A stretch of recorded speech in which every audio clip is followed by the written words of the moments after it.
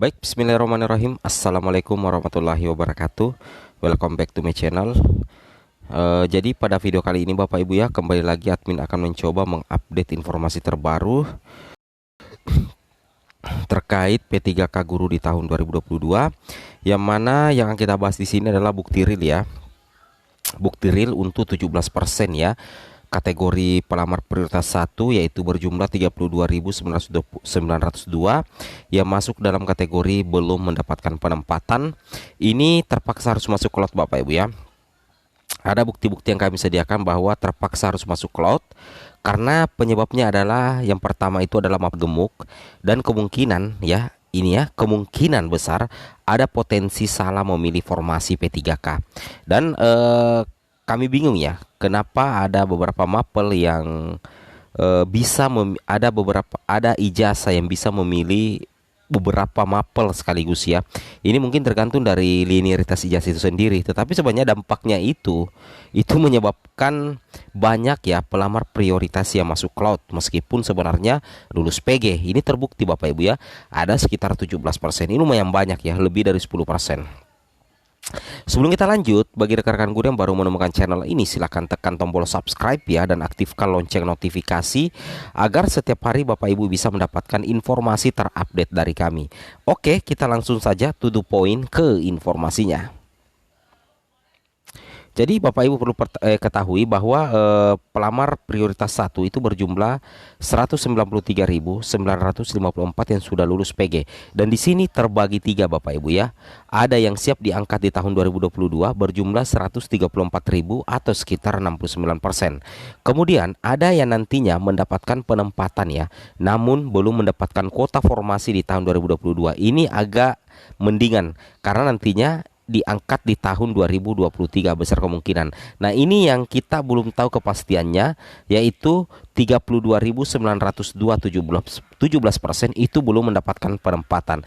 Ini salah satunya solusi untuk ada peluang di tahun 2022 itu harus turun level ya. Untuk yang 32.902 ya, 17% yang sudah lolos PG tapi belum mendapatkan penempatan. Nah, penyebabnya ini Bapak Ibu ya, kemungkinan ini 32.902 itu masuk cloud ya. Kemungkinan besar itu masuk cloud. Penyebab utamanya seperti ini. Ada dua faktor. Di sini Bapak Ibu perlu pahami bahwa merupakan mapel gemuk ya. Nah, jadi kenapa bisa kami katakan merupakan mapel gemuk? Karena jumlah kebutuhan instansi ya, jumlah kebutuhan instansi terhadap mapel-mapel ini yang berjumlah kurang lebih 17 ya kalau tidak salah. Itu jumlah kebutuhannya itu dari suatu instansi itu jauh lebih sedikit daripada jumlah guru lolos PG ya, atau jumlah guru lolos PG yang ada di jurusan ini. Jadi kita hitung dulu 1, 2, 3, 4, 5, 6, 7, 8, 9, 10, 11, 12, 13, 14, 15, 16, 17. Nah 17 mapel ini masuk dalam kategori mapel gemuk Bapak Ibu ya. Sehingga meskipun lolos PG ya, meskipun lolos PG itu kemungkinan besar masuk ke dalam cloud atau belum dapat ditempatkan.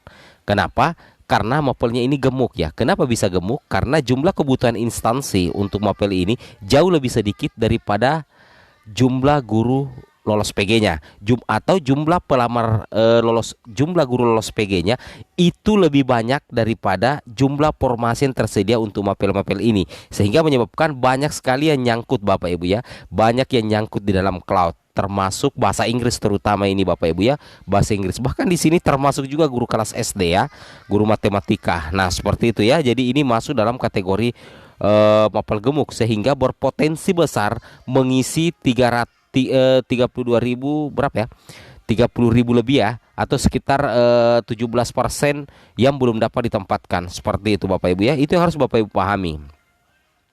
Kemudian kita lanjut lagi di sini Bapak Ibu ya. Nah di sini Bapak Ibu perlu pahami bahwasanya ada potensi ya, ada potensi kesalahan memilih formasi. Contoh, kita ambil contoh di sini.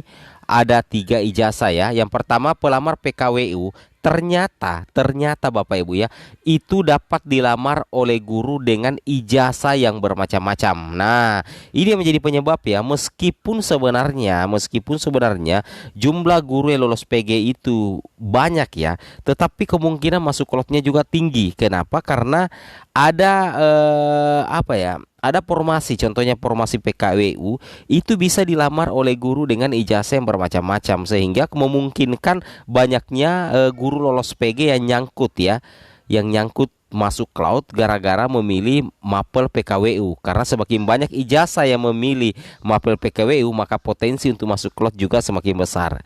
Nah, kemudian ijazah PGSD ternyata dapat memilih matematika, atau sebalik ya, ijazah matematika ya, ini terbalik kayaknya ya.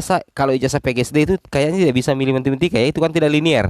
Yang begini kita balik saja, ijazah matematika memilih PGSD atau memilih menjadi guru kelas SD, sehingga secara otomatis banyak guru formasi guru kelas atau guru lolos PG yang mengambil mapel atau jabatan guru kelas SD itu masuk cloud, karena ternyata ternyata mapel atau formasi guru kelas SD itu bisa dilamar atau didaftar oleh beberapa ijazah, termasuk biologi juga bisa Bapak Ibu ya, kemudian pendidikan matematika ya, PKN, bahasa Indonesia itu bisa memilih formasi guru kelas SD di P3K di tahun 2021 kemarin, sehingga otomatis formasi guru kelas tiba-tiba gemuk ya, tiba-tiba gemuk, dan memungkinkan banyak sekali guru lolos PG yang masuk di dalam cloud.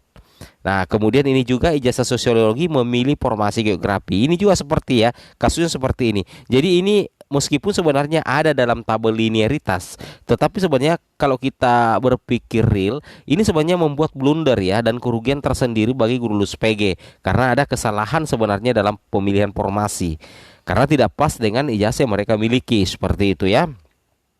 Nah, kemudian di sini kita bisa cek lagi terkait dengan hal itu. Bapak Ibu perhatikan ya. Meskipun di data final 13 September penempatan sekolah induk itu melonjak hampir 20 ribuan dibandingkan data Excel, tetapi Bapak Ibu coba perhatikan yang belum dapat ditempatkan. Kalau di data Excel kemarin yang sebelum rakor itu hanya 15.000, sekarang membengkak menjadi 32.902. Itulah yang nantinya yang masuk dalam cloud, karena kemungkinan besarnya itu mapelnya gemuk, dan yang kedua ada potensi kesalahan memilih formasi. Meskipun sebenarnya dilinearkan, tetapi itu berdampak jangka panjang Bapak Ibu ya, karena menyebabkan mapel tersebut itu gemuk, sehingga kita harus masuk dalam cloud. Maksudnya seperti itu ya, logikanya seperti itu. Nah, terkait dengan hal ini, Panselnas sudah menyiapkan ya beberapa jalan alternatif.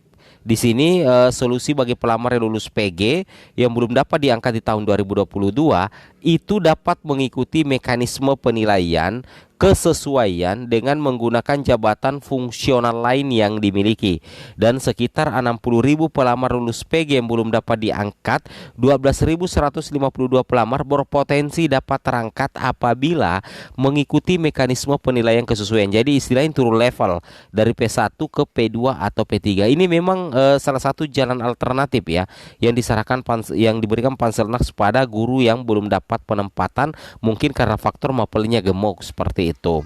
Nah, alurnya seperti ini Bapak Ibu ya. Misalkan ya, pelamar P1 login ke SSCSN, tiba-tiba belum mendapatkan penempatan, muncul konfirmasi setuju atau tidak.